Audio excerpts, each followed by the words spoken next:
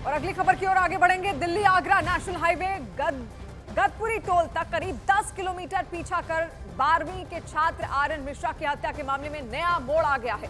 Police ने इस मामले में 5 आरोपियों को गिरफ्तार किया है। सभी के गौरक्षक होने का दावा किया जा रहा है और बताया जा रहा है कि उन्होंने पशु तस्कर समझकर आर्यन और कार में बैठे उसके परिचितों को हाईवे पर करीब 30 किलोमीटर खदेड़ा था और फायरिंग भी की थी। फिलहाल पुलिस मामले की जांच में जुट गई है।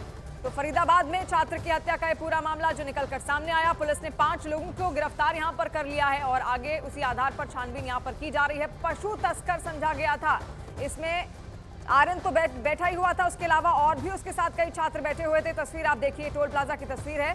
टोल पर फरीदाबाद हरियाणा टोल पर जहां पर ये गाड़ी अचानक से गई आगे, लेकिन लोगों को ऐसा लगा कि ये पशु तस्कर हैं जो कि भागने का प्रयास कर रहे हैं, जिसके बाद उनको किस तरीके से वहां पर प्रताड़ित किया गया उसकी तस्वीर भी सामने आई और गौ तस्कर होने के शक में ही ये सब कुछ होता हुआ यहां पर दिखा। फरीदाबाद हरियाणा का ये पूरा मामला जहां पर छात्र की हत्या का ये मामला सामने आया है। Delhi Agra national highway Gadpuri toll तक करीब 10 किलोमीटर पीछा कर रही 12वीं के छात्र आर्यन मिश्रा की हत्या के मामले में ये नया मोड़।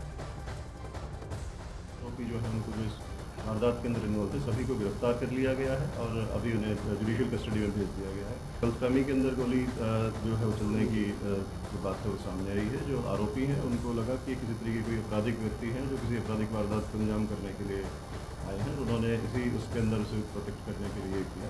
लेकिन जो वर्जन है अभी इसको वेरीफाई किया जा रहा है। मैटर मैंने बताया कि अभी अंडर इन्वेस्टिगेशन है।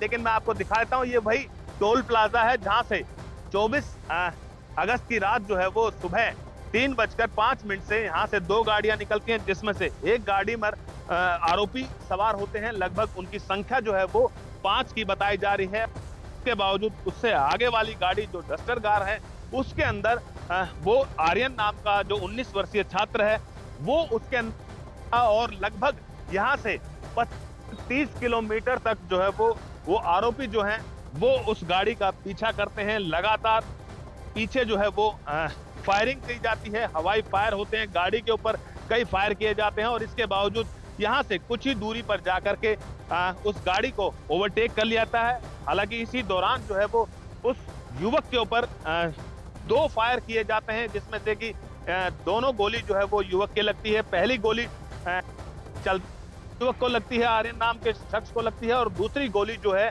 वो जो वो आरोपी लोग हैं वो गाड़ी को रुकवा लेते हैं ओवरटेक करके, उसके बावजूद फिर एक बार उसके ऊपर फायर करते हैं। तस्वीरें आपने देखी, अनिल राठी की रिपोर्ट भी आपने देखी और अनिल राठी इस वक्त फरीदाबाद से हमारे साथ लाइव भी जुड़ रहे हैं। अनिल, और क्या जानकारी, सभी आरोपी क्या आप गिरफ्तार किए जा चुके हैं?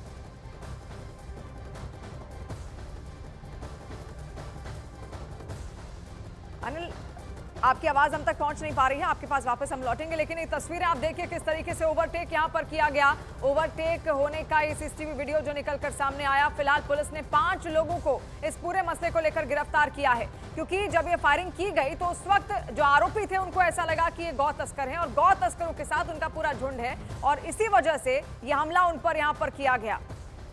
और अनिल राठी एक बार फिर से हमारे साथ जुड़ रहे हैं। अनिल, क्या सारे आरोपियों को यहाँ पर गिरफ्तार किया जा चुका है? क्या लेटेस्ट अपडेट?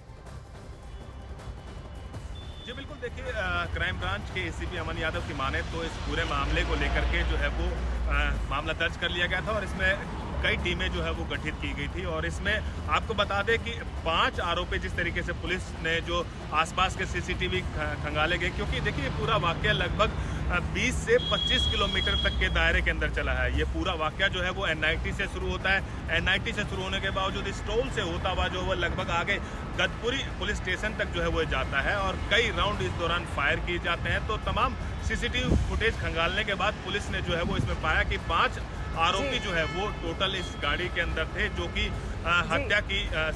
हत्या करने के लिए जो है वो इसके पीछे भाग रहे थे। तो फिलहाल 5 आरोपी, हालांकि पुलिस ने इस पूरे मामले में जानकारी के लिए शुक्रिया। 5 आरोपियों को फिलहाल गिरफ्तार कर लिया गया है। लेकिन आपने देखा अनिल, आपसे ये भी जानना चाहेंगे जो असली कारण है आखिर वो क्या है? क्या वाकई शक के आधार पर इतना सब कुछ हो गया कि जो सच था वो छुप गया? आरोपी आखिर इतने सारे अंधविश्वासी कैसे हो गए?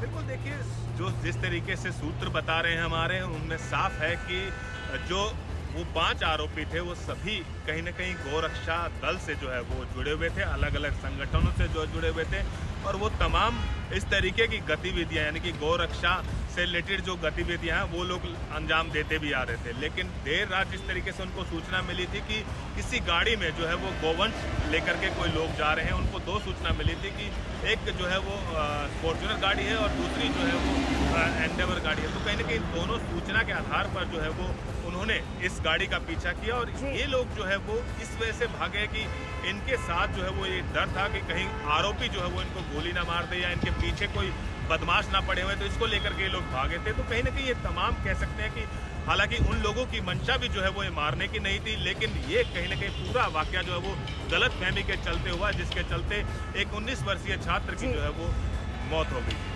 जानकारी के लिए शुक्रिया अनिल। तो देखिए किस तरीके से सब कुछ गलत फहमी के होते यहाँ पर चलता चला गया और ऐसे में शक के आधार पर, मात्र शक के आधार पर यहाँ पर यह हत्या कर दी जाती है और 19 साल का ये छात्र है जिसकी तस्वीर हम आपको दिखा रहे हैं, इसको आरोपी समझ बैठे कि ये गौ तस्कर है, जबकि ये मात्र एक छात्र था जो अपने दोस्तों के साथ कहीं जा रहा था, लेकिन गौ तस्करी के शक में ही ये सब कुछ होता हुआ दिखा। पुलिस ने फिलहाल 5 लोगों को गिरफ्तार कर लिया है और शक के आधार पर ये सब कुछ हुआ और छात्र के साथ उसके कई सारे और दोस्त भी उस वक्त गाड़ी के अंदर मौजूद थे।